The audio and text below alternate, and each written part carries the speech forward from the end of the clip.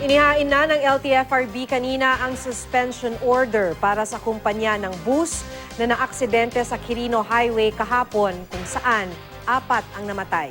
Sinampahan na ng kaso ang driver ng naaksidenteng bus na naaresto kahapon sa Bulacan. Makibalita tayo kay Tech Ocampo.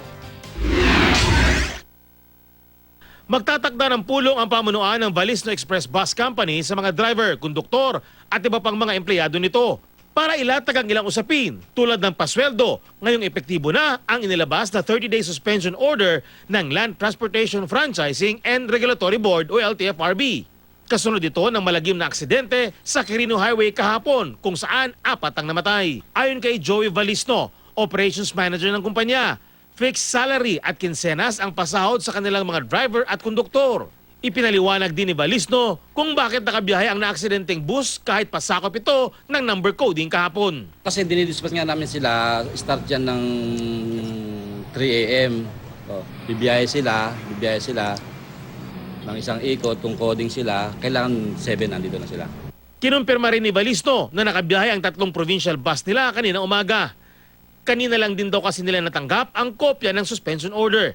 Hindi rin daw kasi mapipigilan ang biyahe na umalis kahapon sa Visayas bago pa maganap ang aksidente. Kanina nung pagdaong ng mga bus namin sa Batangas, may pasaheros yan kasi yung mga nasa city nga sinitan ng mga MDA. Kasi wala naman kaming paglilipatan, galing pa ng Iloilo yan. Tinanong ko yung mga taga-LTFRB kung paano mainam kong gawin. Ang sabi ng LTFRB, okay lang yan kasi kahapon pa naman yan dinispas sa Iloilo.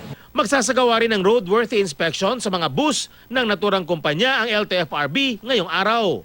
Inaasahang bukas ito turn over sa LTFRB ang lahat ng plaka ng 62 bus ng kumpanya na sinuspinde. Hapon naman kahapon, naaresto ang driver ng naaksidenteng Valisno bus. Nadakip si George Passi sa isang bahay sa Bulacan matapos ituro ng kanyang ama ang kinaroroonan nito.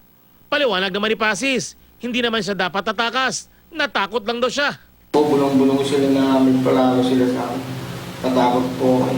Opo. Kaya umalis po ako. Itinanggi rin ni Passis na mabilis ang kanyang pagmamaneho sa bus.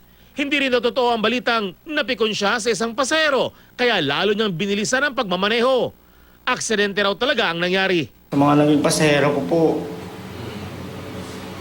alam po, aksidente po yung nangyari, sana unawaan nyo. Hindi ko po talaga sabihin na mangyari yung sa atin. Dahil pati ako, ginawa ko naman po yung dapat. Sana maunawaan yung mga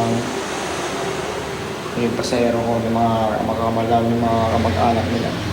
Tech Ocampo, Nagbabalita, Pilipinas.